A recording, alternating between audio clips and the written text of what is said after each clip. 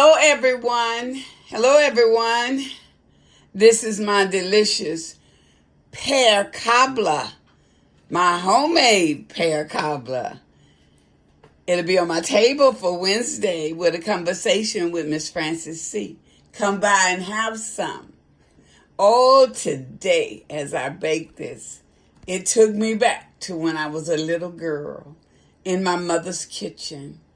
Oh my goodness, we would have to go out in the backyard to the pear tree, pick the pears. Remember, they had to be semi-firm, not too ripe or not too unripened, just in the middle to make this cobbler. Bring the pears in, wash them, peel them, sugar them down, put them in the refrigerator overnight as they begin to make its own juice. The next morning we would get up. My mother would take the boiler, put the pears in there, the butter, the flavor, and the nutmeg. And the aroma would go through the house. Out the front door and down the street, everybody knew that it was pear cobbler day at our home. And at dinner time, we could not wait until the dessert hit the table because it was my mom's delicious homemade pear cobbler.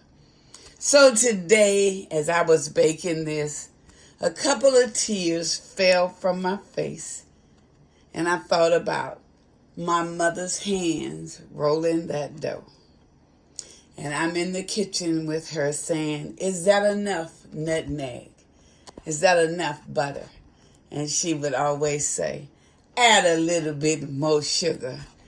Everything you need to cook needs to be cooked with love."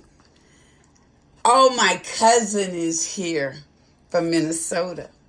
And today she happened to be here for the pear cobbler making day.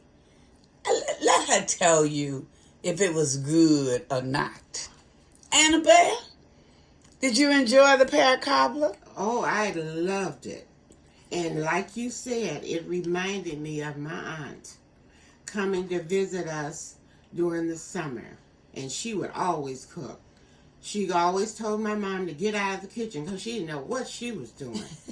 And when she cooked and made this pear cobbler, we would stand there and it seemed like it was the best day of the day. And we all loved it. She always made desserts and always told my mom to get out of the kitchen when she come.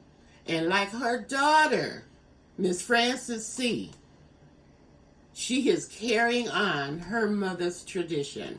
And God bless her. And like she said, when you cook with love.